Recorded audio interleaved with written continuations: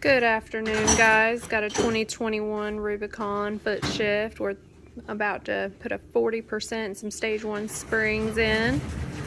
Just gonna take some segments of this install, and so far we've just taken off the floorboards and the skid plate and drained the oil out. That's all we've done so far. So, to be continued. So we got the floorboards off the skid pan. We drained the oil, 17mm bolt under here to drain the oil.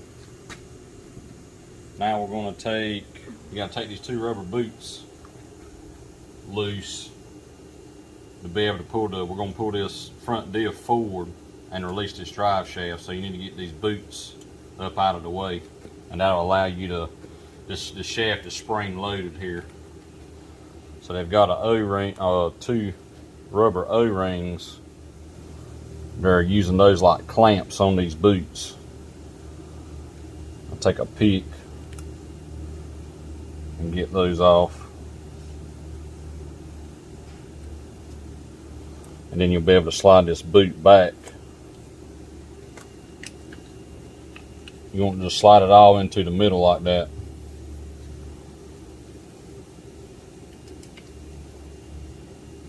There's the back one. Do the same thing on the front one. Because the boots will keep you from being able to collapse the shaft enough.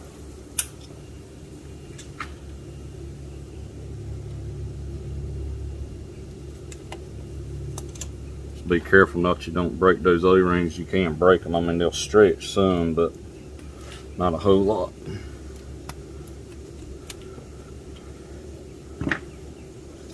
Just try to get that boot popped off. So we got both our boots loose. And now that'll allow us to get a pry bar. Take a pry bar, and you'll see this thing is spring loaded.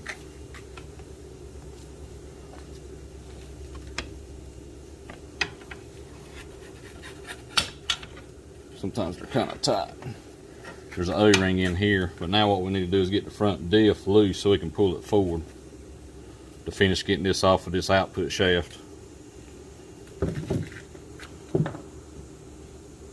Alright, come up here. There's you got two 12mm bolts that holds this bracket to the frame. Then you got a 14 mounting bolt there that goes through the diff on the front, and then there's one on the bottom toward the back under here. That's what's holding the diff in the frame. Get you a 12mm wrench, and I use a 12.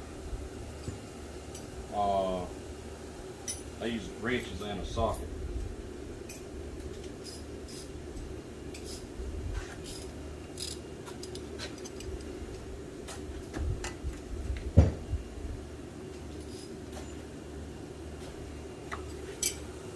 Depending on how you may want to use a deep well. I've got a deep well here. You may need to get a extension. But I take my 14mm wrench, and you can go right here through the frame, and you can get on that bolt head like that.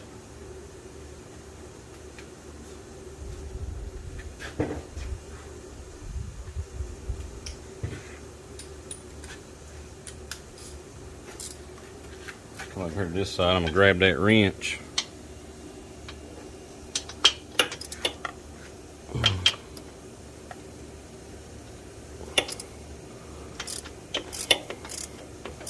Of course, you can use air tools or battery power tools. We're just gonna do it with hand tools, just to show you that you don't have to have air tools. So that's loose. Then I'm going to take my 12s.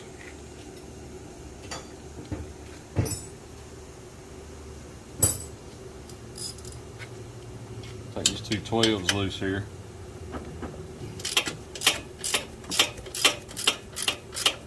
You have to get this bracket out of the way to be able to get the diff to move forward.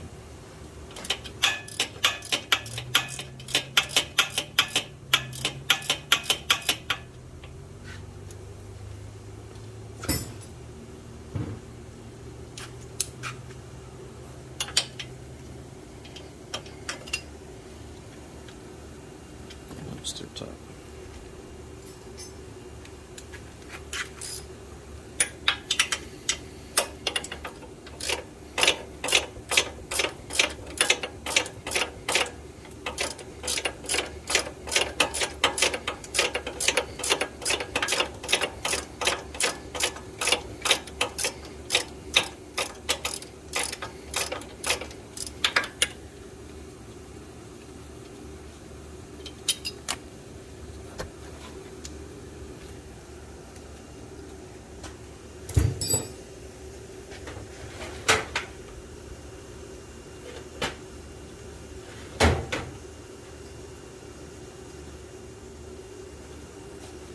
Try to keep your bolts separated as you take them out. I keep all mine. I got a cupcake pan, and I put different, let's keep the bolts together in their own little groups in that cupcake pan.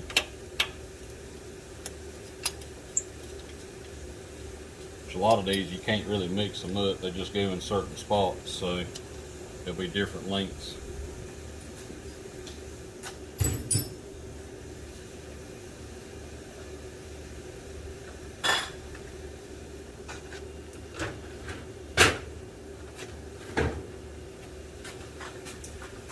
See, we got a cupcake pan here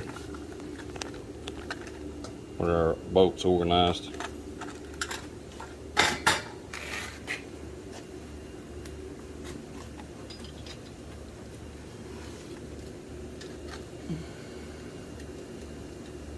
Won't hurt to have a telescopic magnet in case you drop a bolt or a nut or something.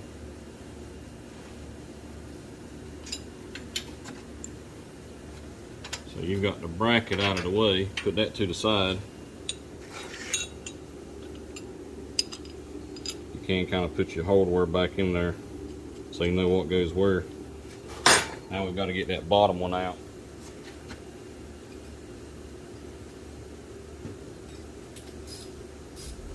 We're going to get this bottom bolt out and we'll come back.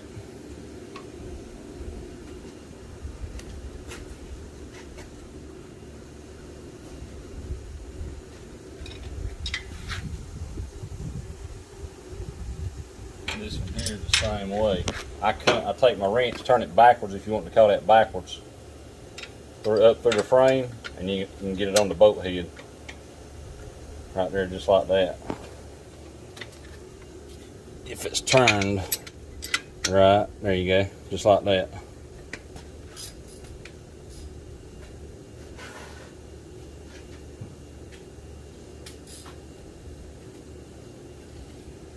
Now, come right here, and get on the nut, this side. If you're careful, that wrench will stay on the bolt head. And it'll catch on the frame, so you don't have to hold the wrench. Just like that.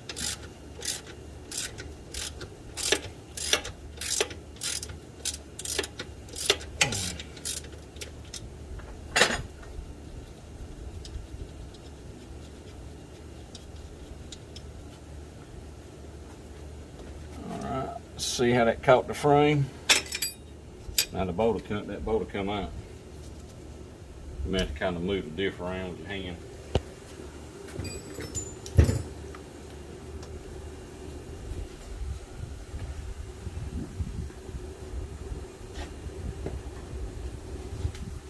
See, the diff should be loose now at this point, so you can kind of move it around. Alright, there it went.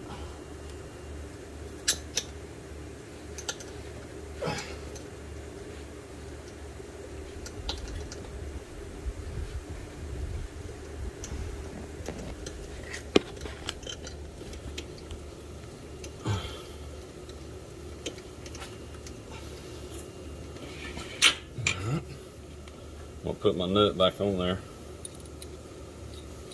That bottom bolt's longer than the front one, so you can't really get them mixed up.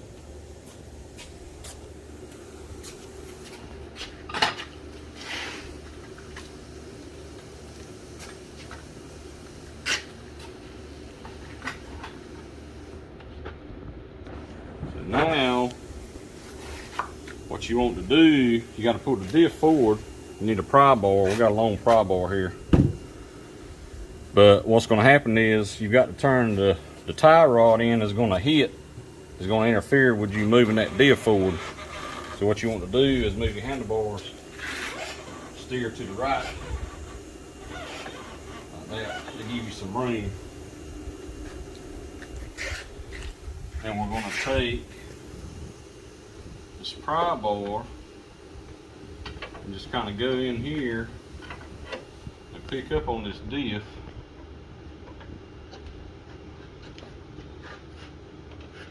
And kind of push it forward.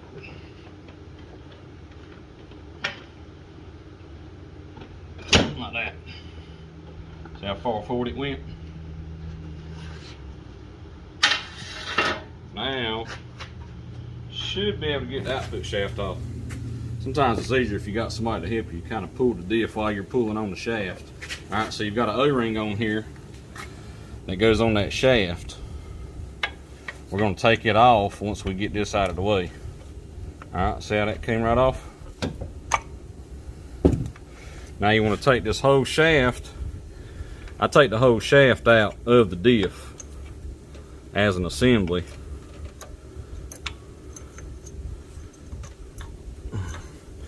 You may want to take the, sometimes it's easier to take that sleeve off, give you a little bit more room. Just slide that back on. That's how you want to take that off. Just like that. So now we're going to take this O-ring off of this output shaft. You don't want to pull, which we're going to replace that seal, but it can mess the seal up if you try to pull it over there with the O-ring still on the shaft. Alright, now we're going to undo this big coolant line here. What I do is I clamp my lines off so I don't lose a lot of coolant. You're just going to lose what's in the motor pretty much. So I use some vice grips to clamp the lines off. I'm going to take this big line off the front of the water pump. And we're going to take this small line off. I've got a 10mm bolt I'm going to stick in the end of this small hose when I pull it off to kind of keep it from dripping. And then we clamp this upper hose off that comes out of the thermostat housing on the top of the engine that goes to the radiator. We're going to clamp it off also to keep the coolant from trying to fall back through the engine.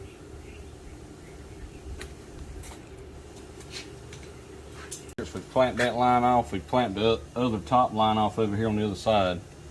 And I've got this clamp loose on this small hose to pull it off the water pump. So you can drain, if you don't want to make a real big mess, this bottom bolt has a copper washer on it. That's how you drain the water pump and the engine, whatever coolant's sitting inside the engine. So I broke that loose, and it's going to sit there and drain whatever coolant is basically in between where we clamped off at.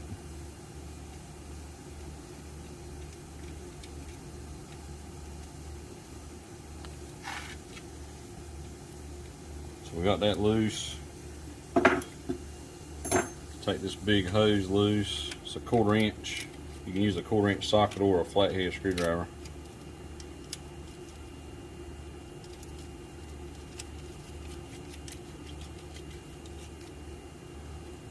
I always like to get it loose enough that I can slide it over that nipple on the inside. And what you probably have to do, you may have to take a flathead screwdriver. These hoses get stuck onto these nipples, so you'll have to kind of twist it, and you may have to get a flathead screwdriver to go in between there and kind of pry it off, because they're normally stuck on there pretty good like that one is.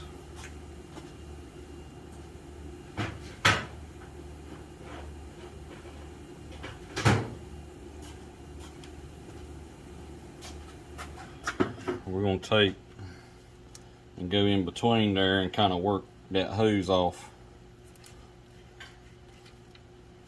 See, now it's broke loose. We'll just kind of work it off. Just be easy with it. I've got a drain. Basically, all that that's inside the engine is draining out right now. So we'll go ahead and try to get this smaller hose off.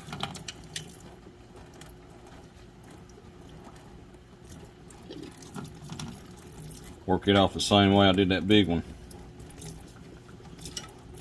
And I've got a 10mm bolt, just a spare bolt I had laying around.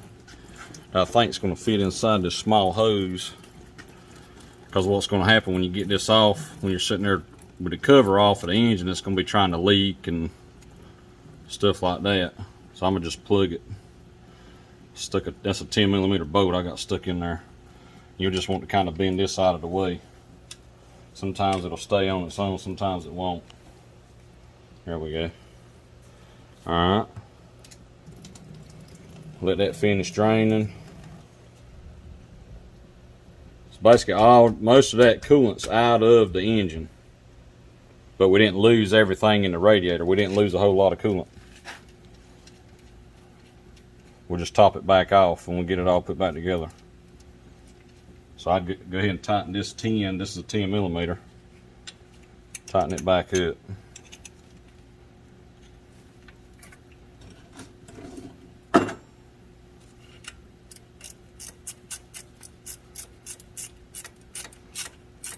Just snug it. You ain't got to get crazy with it. Alright, now we're ready to take the bolts that's holding the cover on. The cover's ready to come off at this point. So you got these 10mm bolts that's around the circumference of the cover. I don't know how many there is. We'll count them when we get them loose. The way I like to do it is I'll take a 10mm wrench and just break them all loose. Get them all broke loose. Like that. And I'll take my gun and finish taking them out with a flex. I've got a flex drive extension. That's the trick on these here, because some of them's hard to kind of get to straight on that and stuff with a regular ratchet, like with a ratchet and a socket or something. So we just break them loose with this wrench and then finish getting them out with the gun. I think there's two of these bolts that's longer than the rest, where you've got it, and anytime, normally when you got an alignment dowel with these engine covers and stuff, it'll have a longer bolt. Honda's pretty good about not having a bunch of different size length bolts like in a cover or something.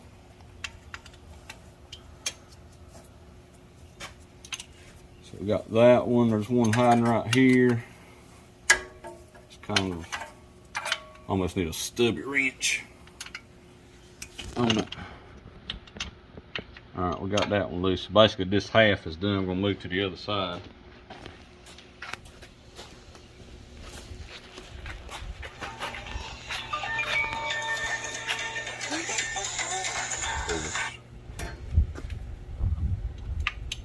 I'm gonna pick up where I left off here. Breaking them loose. I'm just breaking them loose with the wrench. You can use a gun. Different people's gonna do it different ways. This is just works good for me. And when I tighten them back up, I like to just run them up with the gun and snug them, and then I come back with my wrench and tighten them by hand. So I know I'm not over tightening them. And that one there, we may have to use a socket on it.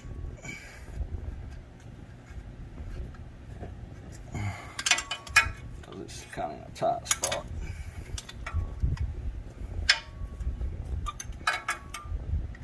Alright, that's broke loose. So you should have them all. That should be all of them.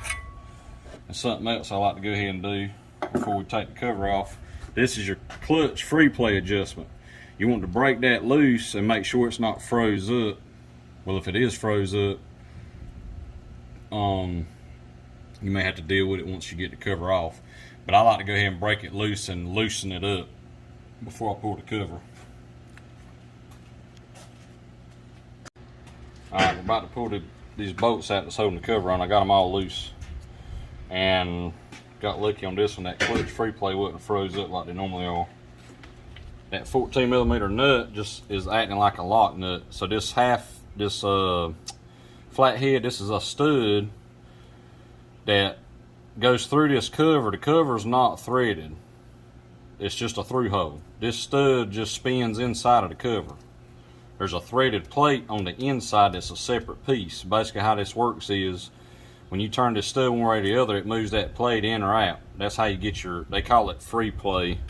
You see how it says, well, it says play, increase, decrease. And I think the book calls for, when you set it, a 1/4 inch. I like to set them at a 1/2 just to give you a little bit more play in there, because how the clutch is designed, the plates inside the basket, as they wear, it takes away from the free play. They work their way toward the front of the cover, which tightens up. And if this gets too tight, that adjustment, it can cause the clutches to slip and it'll burn them up. So we're going to loosen, what you want to do to loosen the free play, so we got that nut broke loose, we're going to spin this stud clockwise like that, which should be increase. The arrow on the cover, we're turning it in the increase direction. Just a couple turns just to make sure it's loose like that. Alright, we're going to bust these, got all these bolts here. See, I got a flex drive on my gun.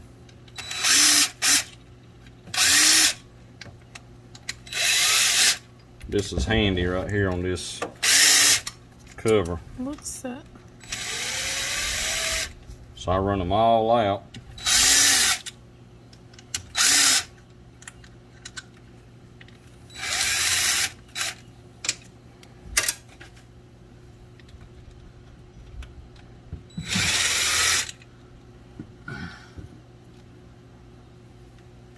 I'll go to that other side. Let me stay over here. Work our way around.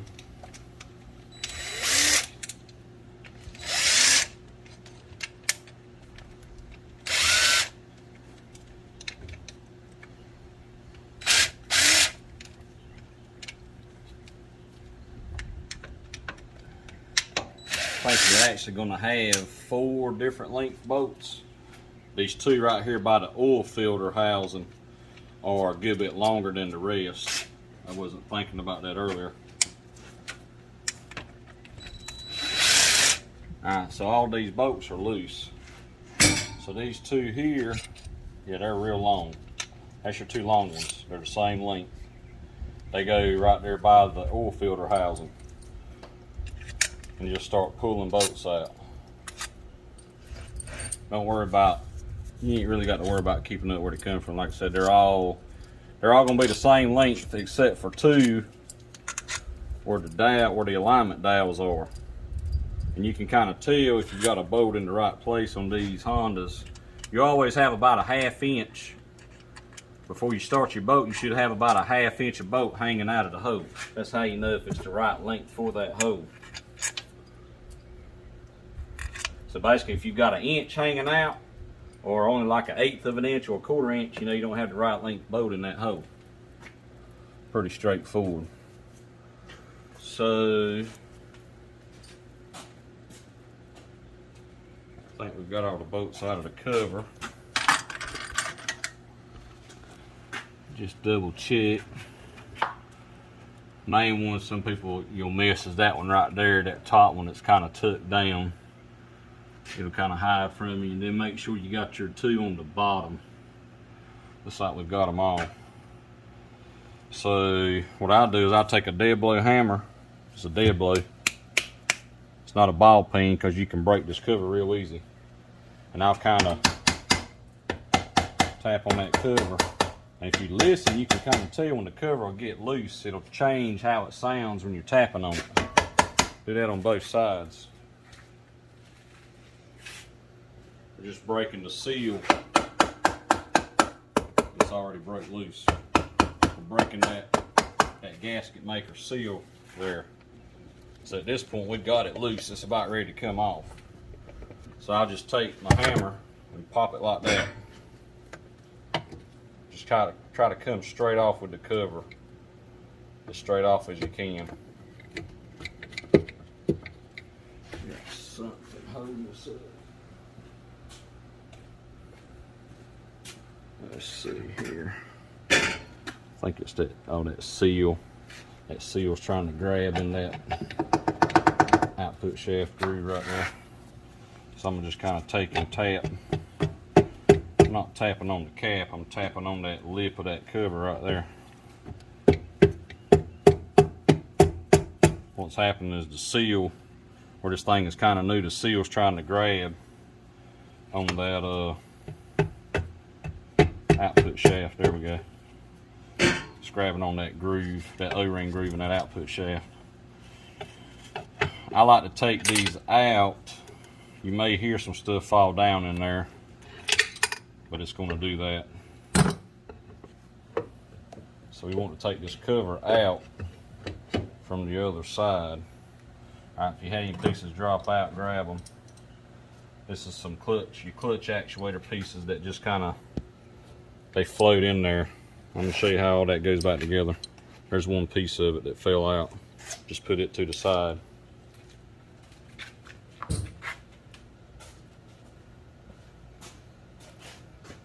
going to take this cover out from the right side if you're sitting on the machine. It gives you more room, I feel like. Alright, what I like to do is I'm going to take this cover and I'm going to set it off to the side and let it drain. I'm going to put it inside with this side down and let the oil drain out of it, because you got oil sitting in the oil filter housing and stuff. So I'll let it drain.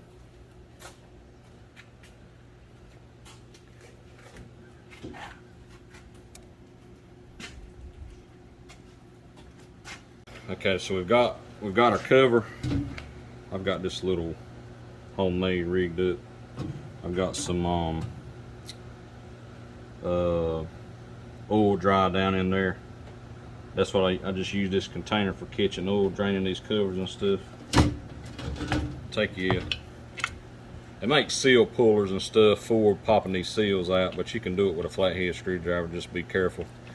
I go in there in between the seal and there's a shoulder on the inside and kind of twist. Just work your way around. Just kind of take your time with it and work your way around. And it'll come out just like that. When we put this cover back on, we don't put the new seal in it yet. We get the cover back in place, then we slide the new seal over the shaft into the cover. It keeps from damaging the seal, the new seal. So we're going to let that sit there and drain while we're getting the clutches out.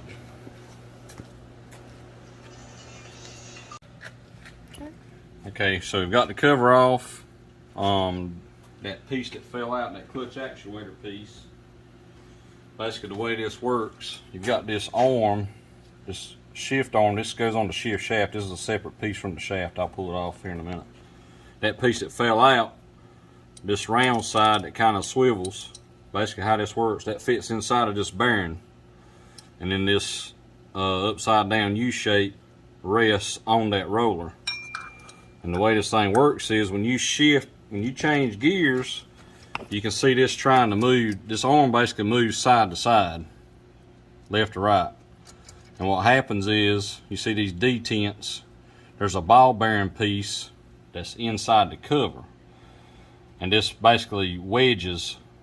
When you shift it, it wedges. This pushes in on that rear pressure plate inside of here, which breaks these plates. It allows these plates to break loose. That's where you get your clutching from. Basically, it's an automatic clutch. It's built into the shifting mechanism. So that's how that fits on there when you go to put it back together. So that comes off. Our bearing come out that time with it. You can go ahead and pull these pieces out so they don't fall out and run away from you. It'll be aggravating here. I'm gonna have to get a magnet. I got it. Alright, Come on now. All right, so that piece, the bearing fits inside of that. Just put all this stuff to the side. So you got all your loose pieces. Take your thumb and push against this shift shaft and pull on this arm. We got to take this arm to get it out of the way. We got to take it off.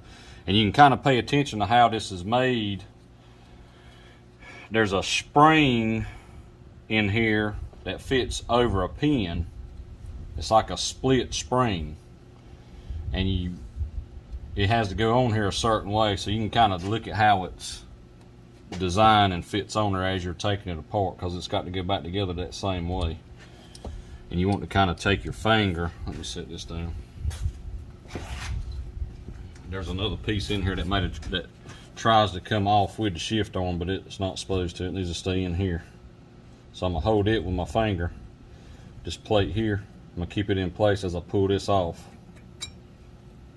And you'll see this shifter drop down when I pull this off. Just like that, because that shift shaft, you see that shift shaft spinning, is directly tied to the shifter here. So I'll show you how this stuff goes back together. We'll take more time and explain it when we're putting it back together. So now, with everything out of the way, make sure you keep up with your alignment dials I was talking about. So there's one right here. You can see there's no threads in that hole. There's threads in there, but they're further back. So you've got a longer bolt that goes there. That dial stayed in the cover. And here's another one sticking out. It's just a little metal cylinder. It's called a dial. Just make sure you keep up with those. I like to take them out. Take a little pair of needle nose pliers, and you should be able to, normally they'll come out fairly easy if it's not a real old motor. I keep them to the side. That way when you clean, they're not in the way when you're cleaning these gasket surfaces. So now we're ready to take the clutches out. These are 27mm nuts. Regular right hand thread on these, on this model. So I use a gun. We'll use an impact gun to pop them off, because this stuff I want to turn. See? So it's kind of hard to hold it in place if you're doing it, you know, with a hand tool or something. A gun will just zip it right off. Centrifugal clutch. Make sure this one looks good. It hasn't really had any heat in it. You want to check this stuff. This is what wears when you run big tires without a gear reduction. It wears these shoes in here. So you can get grooves worn in the drum, and the pads themselves will wear down. We'll explain that more when we get it all out, and I'll show you what to look for. This is 27mm, and depending on what you're trying to use to get it loose, you may have to try a different combination of sockets and swivels or whatever to get in there, because it's kind of tight. I'm going to try to use this short socket with a swivel and see if I can get in here. Make sure we're in the right direction. That's tight in there. Alright. This gun's kind of big too, so that don't help. Key here is just to make sure you've got your socket straight on there, so it doesn't try to round the nut off or something.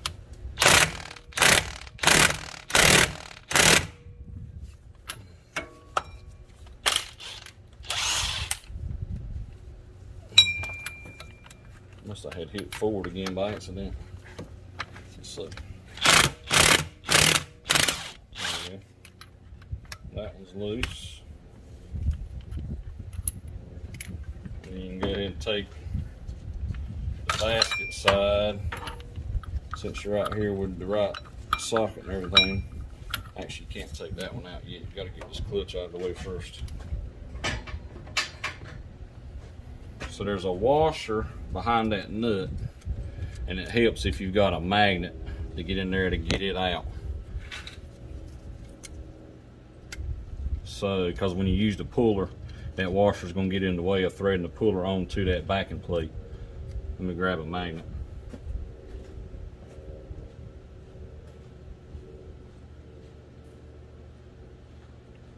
I'm going to take this telescopic magnet here and just grab that washer and pull it out just like that. Alright, so now we're ready to thread. It's going to be hard to tell, but there's threads. You see the threads on the crank, but there's also threads, a larger diameter thread on the backing plate of the clutch assembly. And your puller, when you thread it on there, that's the correct way to pull this off, because you're pulling on the center of this assembly. A lot of people will try to use like a 2-jaw puller and come on the outside of the drum. That's not the correct way to do it. Yeah, it may work, but you actually could bend the drum or warp the drum in the process. You're supposed to pull on the center of that assembly where those threads are.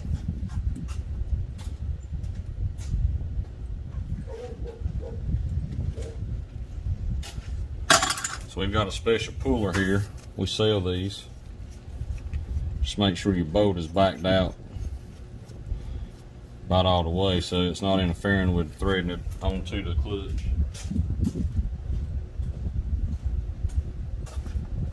That threads onto that backing plate. And the way I like to do is I just run it on. You ain't got to tighten this up with a wrench or nothing. I actually like to run it on by hand and kind of snug it and back it off about a half a thread. And that helps keep the puller from kind of getting stuck onto that backing plate, because you'll have to use a wrench to get it back loose if not.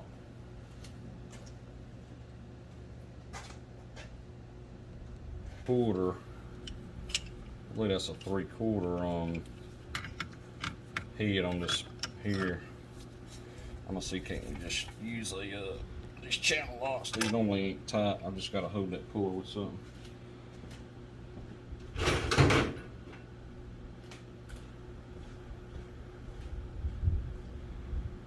Use an adjustable wrench on these flats on the puller itself to hold it. I went ahead and grabbed, I think this is a 3/4. Yeah. You just want to tighten this. You're acting like you're tightening a bolt up. And what it's doing is it's gonna, that clutch has got a spline, and it's splined to the crankshaft, and it's like a press fit. So this is actually pressing against the end of the crank and pulling that clutch off of those splines. I should have grabbed the ratchet wrench.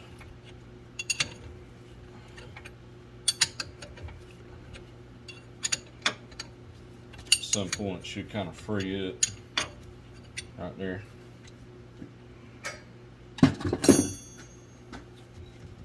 Alright, so we're free off the crank now. I like to back that back out and see how I can get this back off by hand, because I didn't run it all the way up there and snug it up. Just grab this whole assembly. You don't have to take this clutch assembly will come out of the drum, but you don't need to take that out unless you're inspecting it. But this one's fine, I can tell, because it doesn't even have any heat marks in the drum. I'm gonna grab this whole assembly and come off just like that. We'll set this to the side. Alright, now you're ready to get this. This is a 27mm nut inside of the clutch basket there.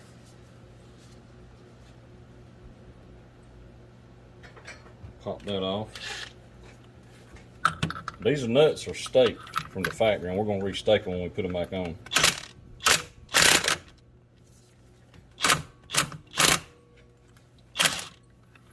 You have to kind of hold that basket with your hand, because this won't spin.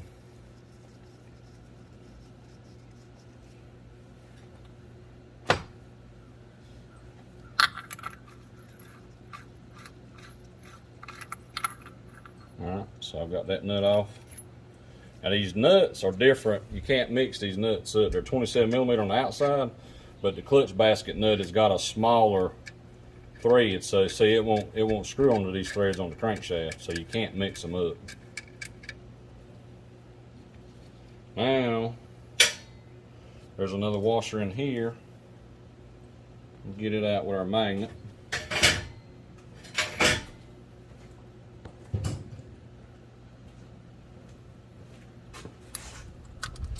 Now this clutch here is not pressed on. It's just slip. It's got a slip fit. So at this point, this basket should just slide right off of that transmission shaft. Grab the whole assembly and work it off. Now there's a bushing. See, it tried to come out. That bushing needs to stay. You're going to transfer it over to your other clutch basket. Pull your small gear off, drive gear. There's a washer inside here. You're not going to run that washer, so leave it out. The reduction is designed to not run this washer. So you're done with this. I'm going to put that to the side. This clutch pack will slip up. At this point, should just slide right up out of the basket, just like that. Alright, there's a thin washer inside of here. You need to keep up with it. Put it in your reduction basket. You have to keep that washer. It keeps the so this is aluminum. That keeps the aluminum from seating up against the aluminum basket, because this has to spin freely against the basket in here. So you need that thrust washer for friction purposes, so you don't have that aluminum pressure plate rubbing against the aluminum basket in here. So keep up with that. Now we're going to show you how to swap these springs out, the stage 1 springs, for this 40% reduction. Go ahead. So at this point, when you get the clutches out, you're ready to get that old gasket maker off of the, you need to get it off the cover and off the case. Well, I like to use a little wire brush, and I'll spray brake cleaner on here. And I'll take that wire brush. I haven't sprayed any brake cleaner on here yet. I'm going to. But that wire brush will just kind of get, there's really not much on there, and you can kind of see it when it's on there, and when you've gotten it off, you can kind of tell. Get all that little stringy stuff off. You don't want it floating around anywhere. There's one of the dowels I was talking about. It come out with the cover. There's the other one. That's your 2 alignment dowels. Basically what those do, that makes sure that this cover is in the correct indexing and everything when it's put on the cases. So all your shafts and everything are lined up like they're supposed to be. So there's no kind of play in the cover itself. You always have 2. I like to pull these out. I'm going to pull these out, and we're going to clean this and get it all right ready to put back together here in a minute. Alright. Ready? Mm-hmm. Alright, so we've had this cover over here draining. Now you're ready to clean it. I like to use a little wire brush because it doesn't really damage. It's going to kind of maybe scratch the aluminum a little bit, but it's not going to remove any material. But it'll kind of grab, see that piece of gasket maker? It'll kind of grab all that stuff and get it off. And you want to get all that stringy, all them stringy pieces, that excess, you want to get all that off. You don't want it floating in there. Here's your 2 dowel pins I was talking about, your alignment dowels. I'll take some needle nose pliers. You don't want to grab it this way, because you'll risk flattening the dowel, and then it won't want to go back in the hole right, because it'll have a flat spot on it or something. Go on the inside and the outside and grab it. Normally they should just come right out just like that. So take both of those out and kind of set them to the side until you're ready to put it back together, so you can clean your surfaces real good. This is the threaded part I was mentioning earlier. There's your ball bearings. That all stays with the cover. So what happens is when you spin this stud out here, some dirt. I'm gonna try to do it by hand.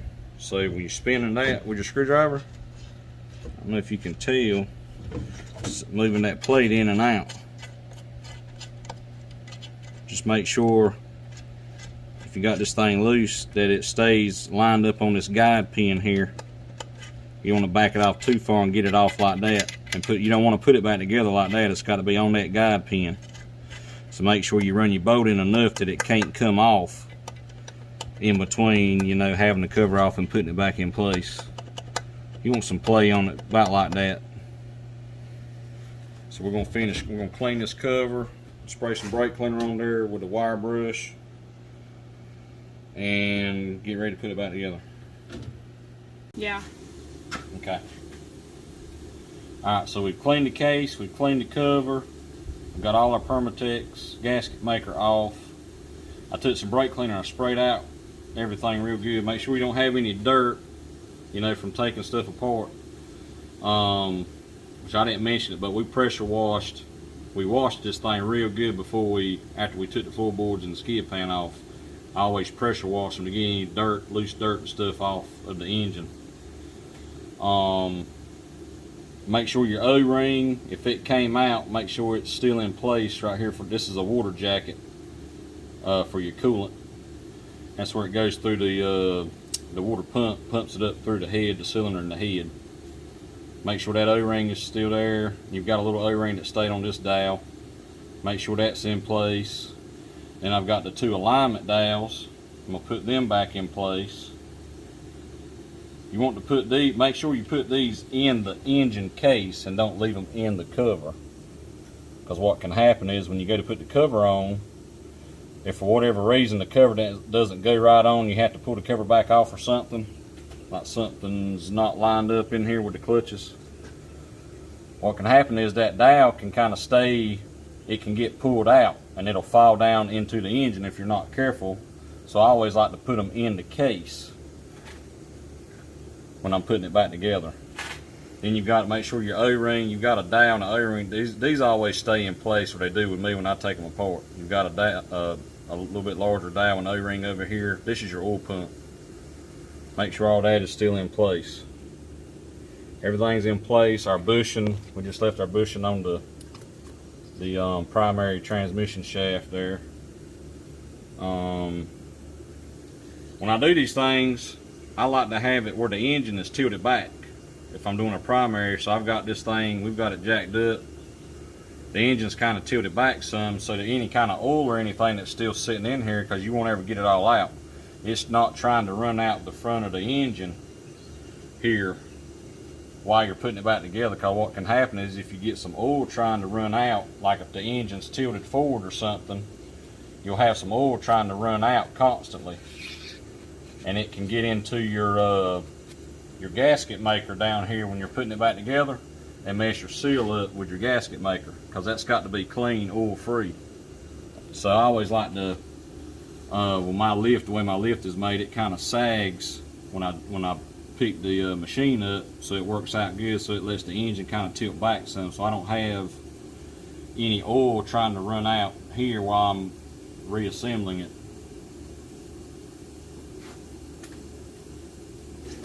We're going to change these springs out, these 4 springs. We're going to put the stiffer springs in here. And I'm going to show you a little trick, because this is where a lot of people mess up. So this plate here, this outer pressure plate is what I call it, and you got an inner pressure plate. Alright, that's a separate piece. This hub part here that's splined is actually your outer pressure plate. It fits through this bore in the inner pressure plate. The inner pressure plate is what your 4 bolts are threaded into. You can see the threaded hose there. So that's a separate piece. These are separate pieces. But what's going to happen is when you take these bolts loose, that inner pressure plate's going to want to fall down, and there's notches on the outer and inner plate that locks them together, that lines up, and those notches can get out of alignment, and it'll keep your clutch plates from clamping together tight. And what happens if you don't catch that and you put it all back together, the machine's not going to move. The clutches are going to be slipping, so you have to go right back into it and fix it. So I'm going to show you a little trick here to kind of help that. Which the main thing is being aware of it, how it's made and how it can get out of alignment. That's the main thing. Say that again. Okay, these are 10mm bolts here. These actually say 10 on them. I don't think that may be the size, or that may be some other kind of marking. But anyway, they're 10s. I need my 10mm socket.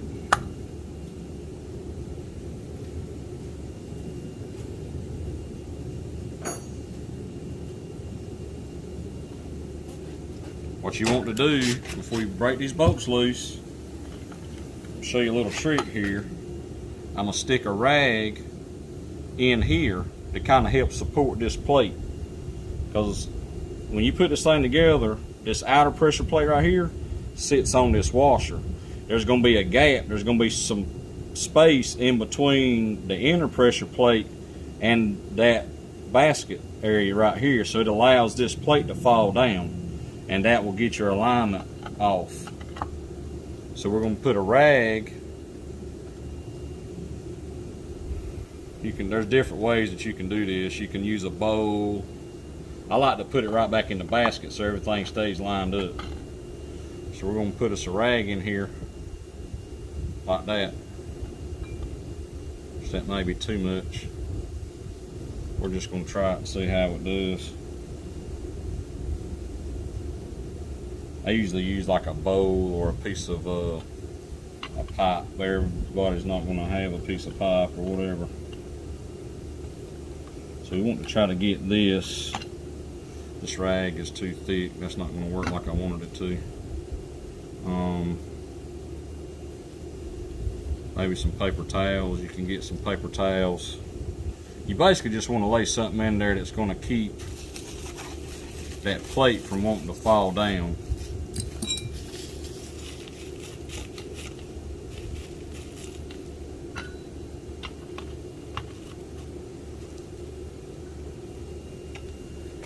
And the key is to kind of keep all those clutch plates in their grooves. That may be good enough, so we'll see how that works.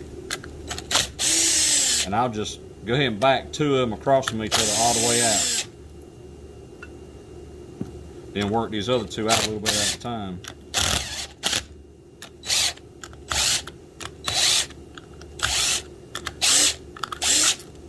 Just like that.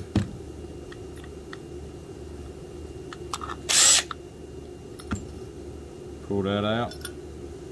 Take your springs out. We've got our stage 1 springs here. They're stiffer than those factory springs.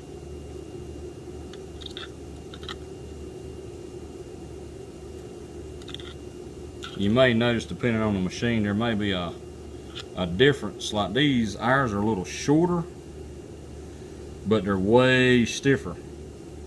The stiffness is what you're after. The height doesn't really matter. The height doesn't have anything with to do with the stiffness of the spring. You can actually tell the difference in the cool. So this stiffer spring's got a thicker cool. That's where you're getting your stiffness from. Even though it's a little shorter, this is a lot stiffer spring.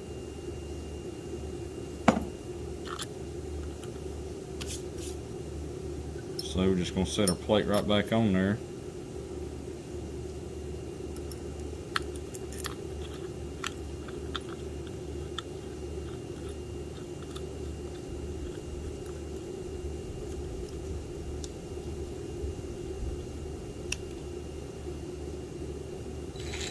And I just start the same way I took it apart. I'll run two down a little at the time. Actually, a good thing to do is go ahead and try to get them started where they're pulling that plate down just a little bit, and then go ahead and pull this assembly back out, because at this point you've got that inner pressure plate pulled back into place.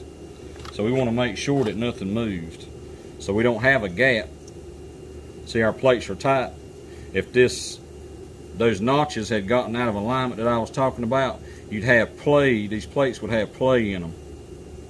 So we're good. So just set that right back in the basket and finish tightening the your bolts up. You just want to run these down until this plate is going to bottom out on the top of that threaded boss. You don't have to get them crazy tight. You basically want them to bottom out like right there. So that bottomed out. I think there's a spec on this like 9 foot-pounds, but the spring tension I think, affects, that throws off, you can't really go off of that 9 foot-pounds because you got a stiffer spring in there. That's going to affect how much pressure that is on the bolt. So take you a 10mm wrench. I have one laying here. Snug it up. I just like to snug them up with a wrench. I like to snug stuff with a wrench so I can feel it. You just want these snugged up. They don't need to be crazy tight. The spring tension is going to keep them from backing off and coming loose. We got our springs swapped out, so we're going to go ahead and swap. Don't forget your washer there. This is our reduction basket here. You see the bigger gear on it. This is our 40%. You can see the difference in the size. That's the factory gear. This is Honda factory. This is the 40%. So we went bigger on that gear and we went smaller on the drive gear. Get this swapped over here. That should drop all the way down in the basket just like that. I'm going to show you the difference in the drive gear. So here's the factory drive gear. We're leaving that washer out, don't forget. So you see the difference, how much smaller the 40% is than the factory gear. So these are our, what we call cores. Send those back to us if you don't want to keep it, if you want your core charge back. Alright, so now we're ready to put our gears and our basket back in the engine.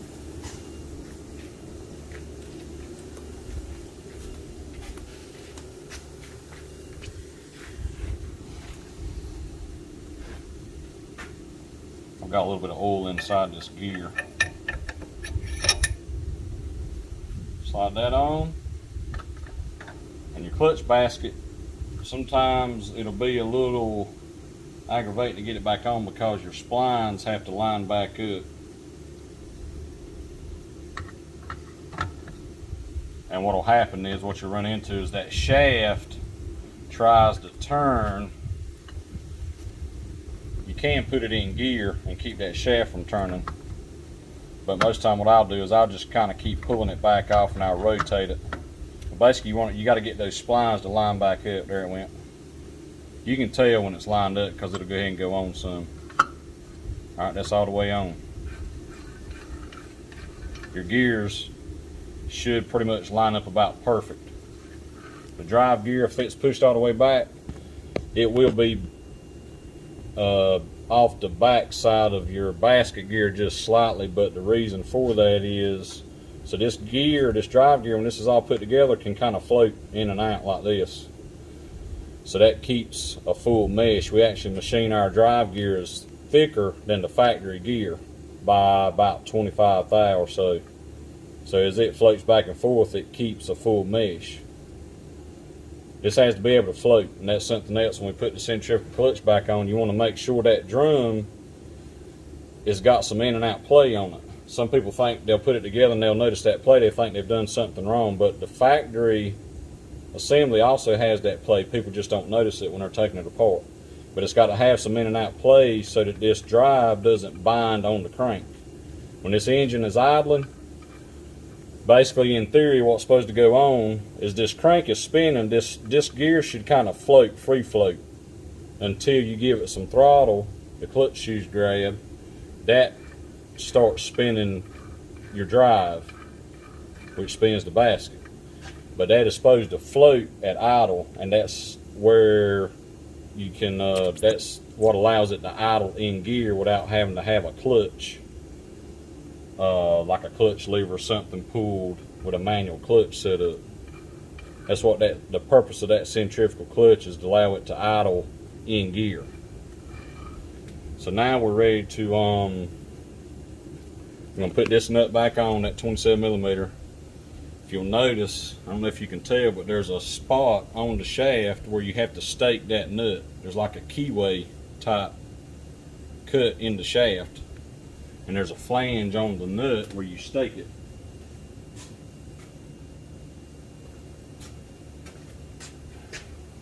Honda tells you to replace the nut whenever you do this, but we normally reuse them because it'll end up going in a different spot. You can tell where it was staked. Basically what it does is you bend this flange, bends that flange down, which kind of locks it in place. Basically it locks the nut onto the shaft into that keyway. So we're going to put these back on and we're going to restake them when we get them back on there.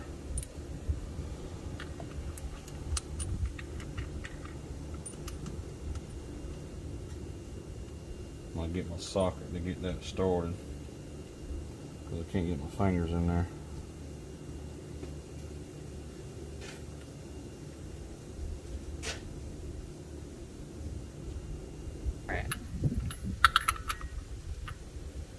So I'm going to go ahead and tighten this. I got this nut kind of tightened by hand here. We'll go ahead and bump it with our gun. I don't know what the torque spec is on this. You can look it up in the manual. We normally just kind of bump it a couple times with our gun on like a medium setting.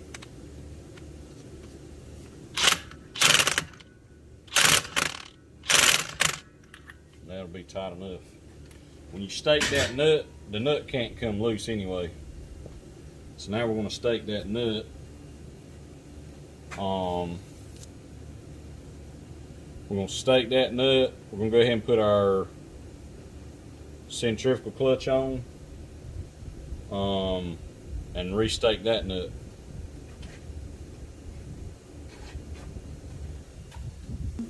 Alright, now I've got a special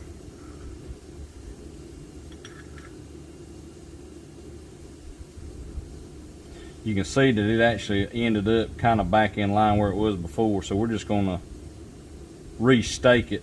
What happens is when you take the nut loose to back it off, it kind of unstakes it.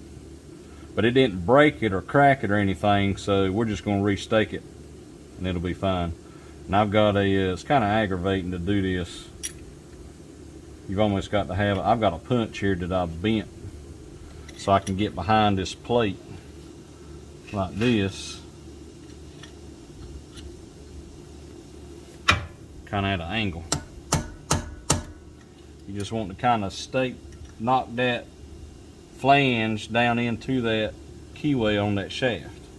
That's all you want to do. Just like that. So it's down into that keyway. That nut can't come loose. So now we're going to do the centrifugal clutch the same way. Alright, if you want to check your clutch for wear, you just pull this out. There's grooves in these shoes. You can see these grooves. Those are like wear grooves. Basically, if it gets worn to where those grooves are kind of gone, or you don't see the grooves, that means you need to replace the shoes. Or if you've been running a big tire without a reduction, normally these will be black. They'll be real black. And what happens is it works just kind of like a brake pad does. It gets glazed over, which is going to cause it to slip and not grab. These actually look real good. So if he's been running big tires, he hasn't run them much or hasn't had it in a bind yet. So all this looks real good. There's no groove in the drum. You can see, you know, the rings from the shoes, but there's no groove in there that I can feel. You can check your one-way bearing. You want to make sure this acts like the inner race on your one-way bearing. This is the that backing plate that your shoes are fitted to. This is actually acting like the inner race for your one-way bearing that's in here. So this bearing can come out and pull it out, but it has to go a certain way, and it has out road on the side that faces out, which is toward the front of the machine. You want to make sure that goes in. It says outside right there. You want to make sure it goes in the same way it comes out, because if you put this in here backwards, it's going to reverse how it works. And what's going to happen is as soon as you put it in the gear, the machine's going to start trying to move without any throttle, which is not good. So you'll have to go back in it and fix it. Make sure you don't have any flats on those rollers, and look at your drum in there is acting like the outer race for this bearing. So this is basically a bearing without races. So make sure there's no flat spots, because if you've got some flat spots, or if you notice your machine is kind of coasting like it's in neutral when you let out the throttle, if you're going, you know, with some speed, probably what's going on is this one-way bearing is worn. This is where you get your engine braking from. That's the purpose of this. So all that looks good. I'm gonna put it back like it come out, where you can read outside. So outside means facing the outside toward the front. You'll have to kind of spin this to get it to go back in there. So how this should work is it should freewheel one way and it should lock the other way. See, it freewheels this way and locks the other way. So that engages when you let out the throttle, that locks it up and gives you your engine brake. So we're going to get those splines lined back up, kind of bump it on. Okay, a lot of people mess up right here. They'll put their nut on and they'll try to use the nut to pull this clutch assembly back onto the crankshaft. That's not the correct way to do it. You need to seat the clutch with a mallet or something back onto the crank before you tighten the nut. It's not designed, you can't actually strip that nut out. Or what can happen is if you're going by the specs in the manual, it calls for a torque spec. Here you can actually, if you're trying to use the nut to tighten the clutch back into place, you can actually reach the torque spec before it pulls this clutch assembly back far enough, and you'll have a lot of play in and out. See, that's way too much play because the clutch is not all the way back. So what I do is I take that 27mm socket, just use something so you make sure you're not going to damage the threads on the crank and you're not going to damage the threads where the puller goes. Basically, you want a socket that's in between. That 27 works good.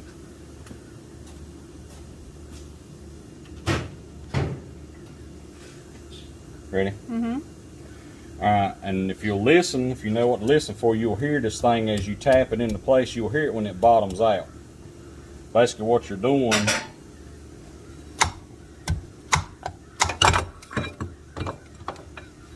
is there's a shoulder.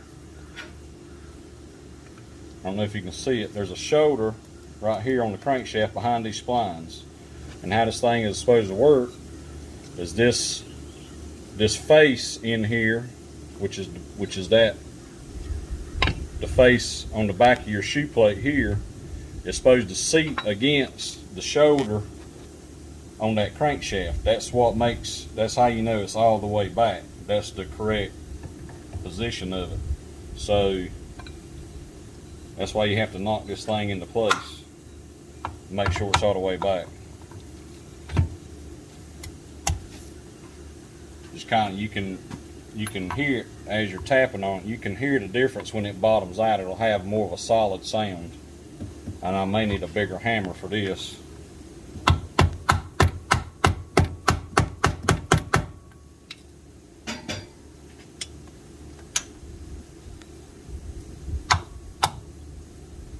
Let me get a heavier hammer. I got a bigger hammer here. It's a tight spot, so it's kind of aggravating. Let's see if we can.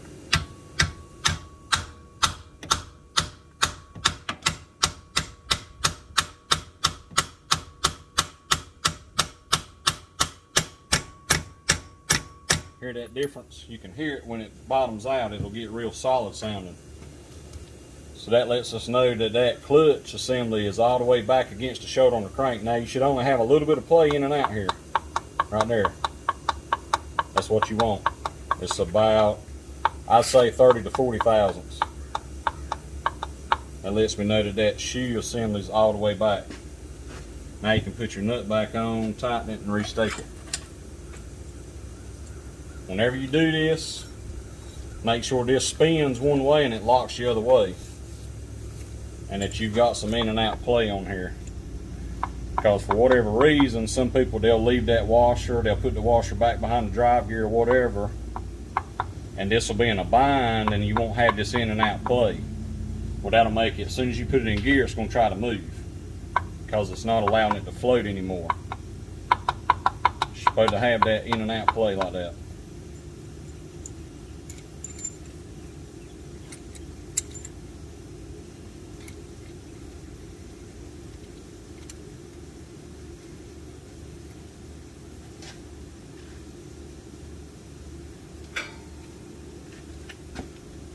Got my gun on the medium setting.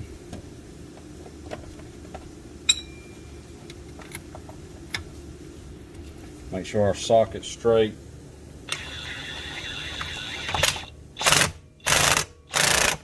That's all you want to do. That's plenty tight right there. That thing's got a press fit on those splines, so it's not really going to be able to come loose anyway. And when you put the cover in place, there's a bearing in the cover that the end of the crankshaft fits into. So even if your nut comes loose, it can't really come off or fall down in the engine or anything like that. So there's not a lot of stuff to worry about as far as that goes.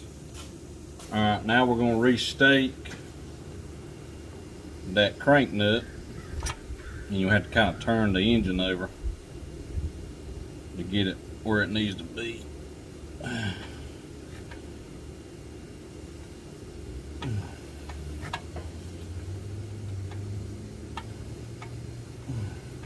So I've got the stake area over here where I can see it, and I'm going to use my punch.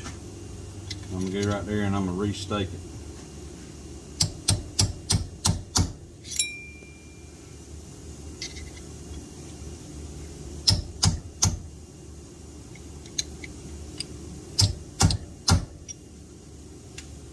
Just like that. Alright, so all that's back in. Spins one way, locks the other way, and you got some in and out play. That's exactly how it's supposed to be. Make sure these clutch plates are not loose. If they're loose, you need to take this back apart, loosen these bolts up, and you'll have to rotate it. You can spin the basket sometimes and get it to pop back into place. But if you put something in that basket like I showed you earlier, that'll keep that inner pressure plate from falling down out of place, you won't have to worry about it. So that's a little trick on that. Now we're going to put our clutch actuator parts back into place. We're going to put some gasket maker on the cover. I don't put any on the case, I just put it on the cover. It's kind of aggravating putting it on the case with everything in place. And we'll be ready to put the cover back on.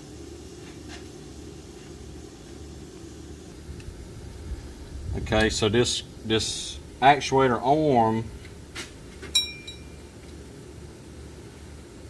this shift shaft is splined, and there's splines inside of this arm, and it's keyed where it can only go on a certain way. But now you can force it on the wrong spot. So the trick to this is, what I like to do is I'll pick this shifter up. Most time the shifter is basically in line with the top of your foot peg right here. So see how it's down a little bit. So I'm going to kind of pick it up to where it's in line with the top of my foot peg, about like that.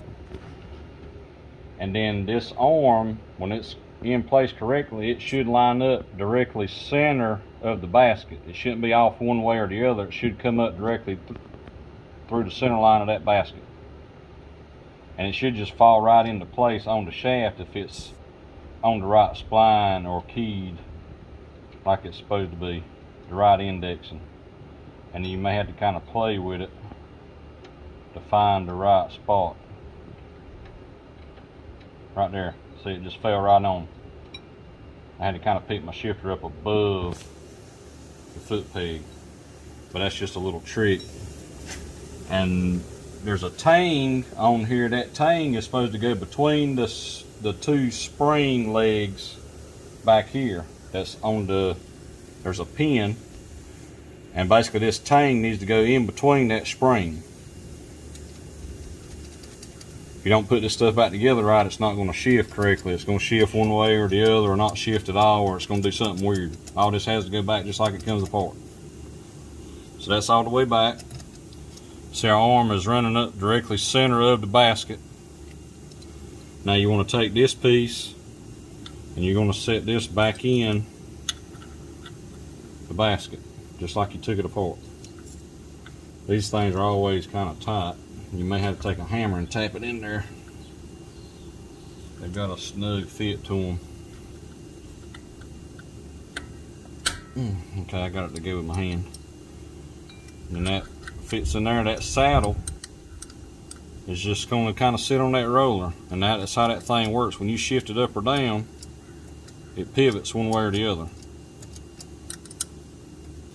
Alright, so now basically this is ready for the cover to go back in place at this point. So we're going to put Permatex on our cover and get it ready to go back on. Okay. Alright, we're putting our gasket maker on our cover. We cleaned this with brake cleaner. I like that red, the CRC is what I prefer to use. Main thing is make sure you got all the old gasket maker off. You can tell, you can see the gasket maker on the surface, so you can kind of tell when you've got it all off. This stuff here, it doesn't take a real, just a thin coat of this is all you want. This stuff that we use is kind of runny, but it sits up real fast. As soon as you can get all this bolted back together, you can crank it up and run it. It's kind of runny, so you don't have to use a lot of it. You just want a thin, even coat. Just make sure you don't miss any spots as far as from the inside to the outside. Go all the way around your boat hose. Don't go around just the outside. You want to go all the way around your boat hose. Just a thin coat like that is all you want. We've got the oil seal out. We're not going to put the new one in until we get the cover back in place. Because if you try to put the seal in first and put the cover on, you can actually damage that new seal. It'll pull the spring out of the inside of it. And you've got to take the cover back off. So we're showing you pretty much the best way to do everything. Alright, so that's ready to go back on. The only other thing you got to make sure of when you do this, okay, this is your water pump drive shaft. That drives off a pin inside of the camshaft. So what I always do is I'll visually line this up with a boat hole or something on the cover, and I'll do the same thing with the pin in the cam. So I'm going to line it up with this small dowel that's got that little O-ring around it. This is the top side, so when your cover's in place, it's going to sit like this. So that's that water jacket hole with the big O-ring. This is the dowel pin beside it with the small O-ring. So we're going to line our cam pin up with it. Okay, so this pin is what drives that water pump shaft. So you have to make sure it's lined up and indexed for the slot in the shaft.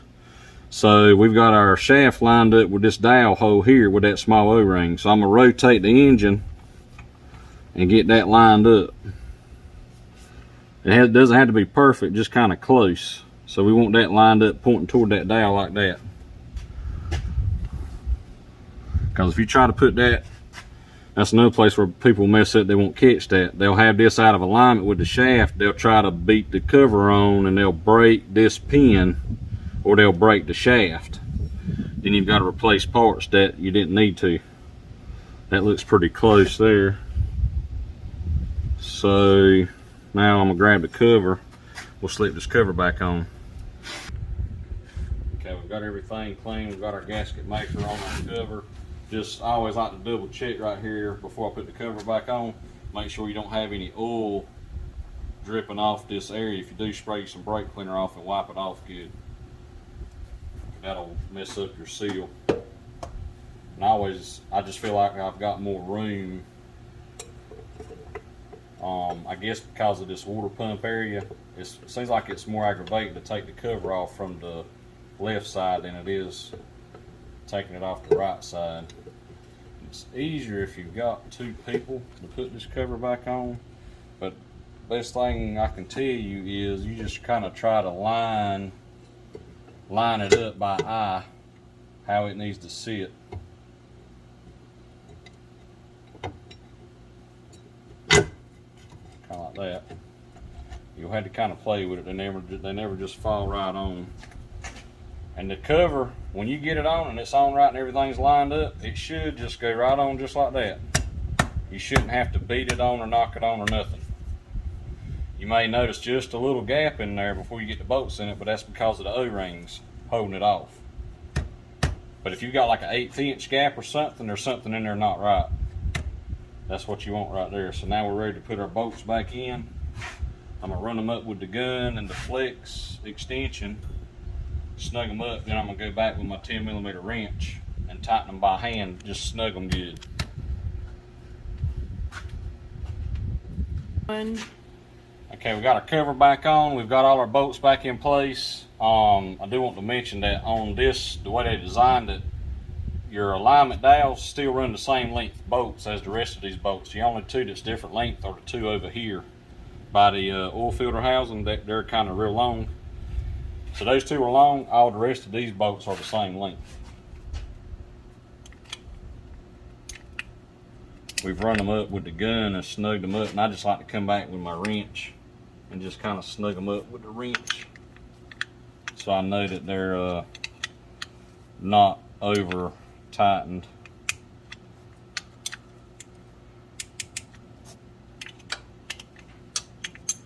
These probably have a torque spec of like 9 foot-pounds or something.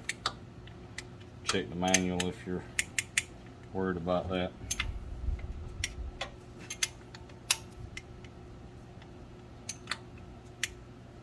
I just feel like a lot of times it's better to do these smaller bolts by feel, because those specs can kind of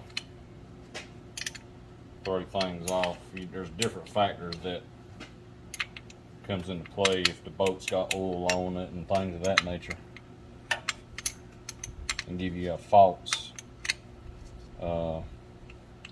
feel or whatever.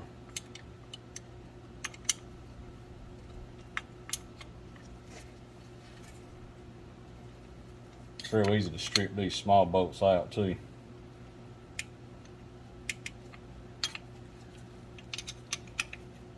I'm just doing a real good snug, what I would call it.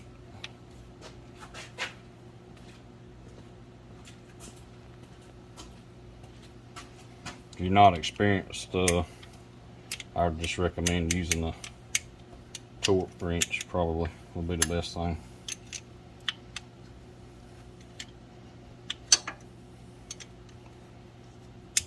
All right, all those are tight. So we've left our we left the seal out because it's easier to put this on. Well, basically all we're going to do is we're going to put this on. We're going to install it.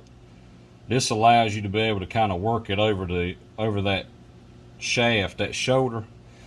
So these shoulders can grab the inside lip of this seal. There's a spring in here.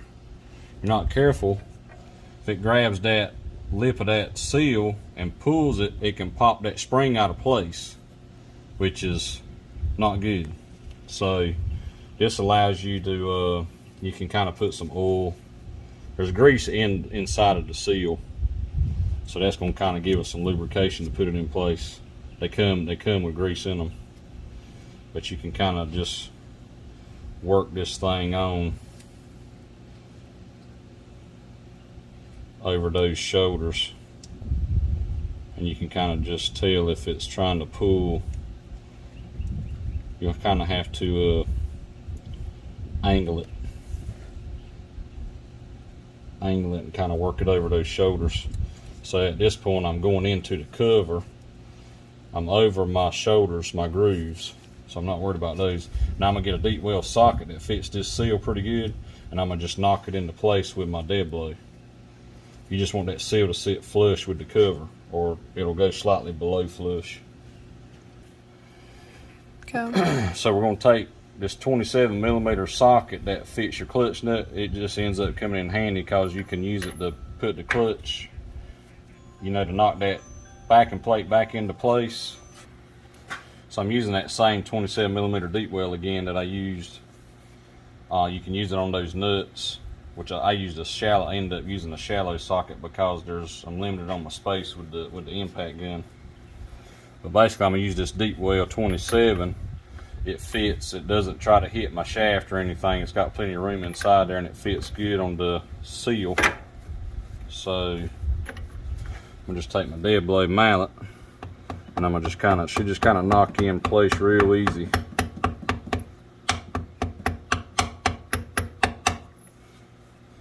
and you can take and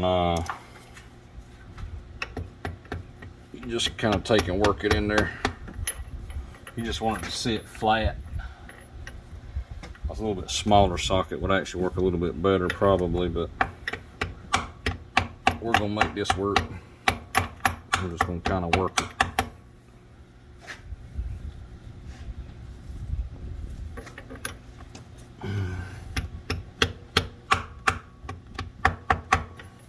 There we go. So I've got it sitting just kind of slightly below flush. Now, don't forget your O-ring. Put you some grease on it. If it doesn't have any grease on it, that'll help it all kind of slide back together easy. I'm gonna get some grease out of this coupling in this diff and grease that O-ring. Put it back on.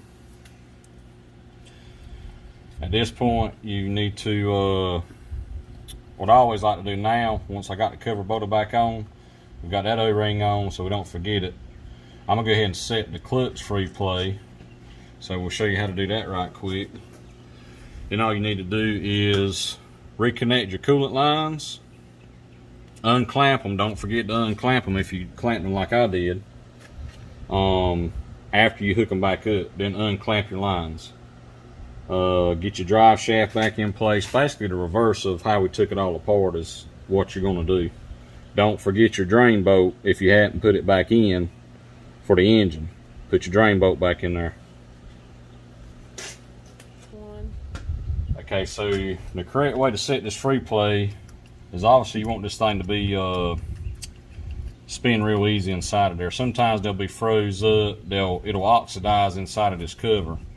We actually we sell a new bolt, a new Honda bolt, if you end up damaging yours or having to take it out or cut it or whatever, because a lot of times they're froze up. This one actually wasn't, which is like very rare. So we actually sell a replacement bolt on the website with some different hardware that allows it to keep it, basically it'll keep this bolt from getting froze up in the future. So you want to spin this counterclockwise, which is the decrease direction, until you feel it snug up right here. It's snugging up on me. It doesn't want to spin, it's tightening up. So what's happened is when you turn this counterclockwise, you're pushing that plate that was in the cover, you're pushing it up against the clutch pack. So you want it to snug up against the front of the clutch pack right there. And then I like to come off a half a turn. That's a half turn. And then lock that 14mm nut back. And you don't have to get crazy with that, just snug it up. It just kind of keeps that stud from working loose and moving. You'll have to hold the screwdriver kind of in place and snug that nut up. That's the proper setting, half a turn. Well, Honda calls for a quarter turn, but I do a half. So that'll keep your, if that is set too tight, it'll make the clutches slip in there and it can burn them up. And if it gets set too loose, way too loose, when you shift it, it can actually get that inner and outer pressure plate, it can actually get those out of alignment. And if it does that, you'll have to pull the cover back off to fix it. So you got to be real careful. It's something simple, but if it's not set correctly, it can cause a lot of headache.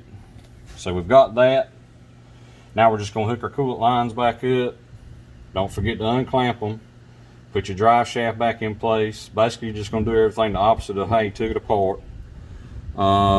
Make sure you got your drain plug in place. These foot shifts take 3 liters of oil to fill them up if you don't change the filter. So put 3 liters in there and check it. Your DCTs, which is the auto with the push button shift, take 4 liters.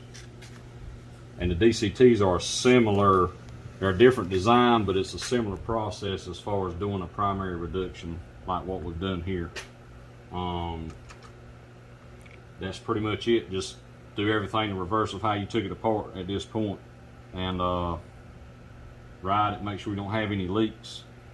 I always ride it, make sure everything is working and it's shifting through all the gears before I put all the floorboards and plastics back on. make sure we don't have any leaks. Then you can put your floorboards and stuff back on. But that's pretty much it.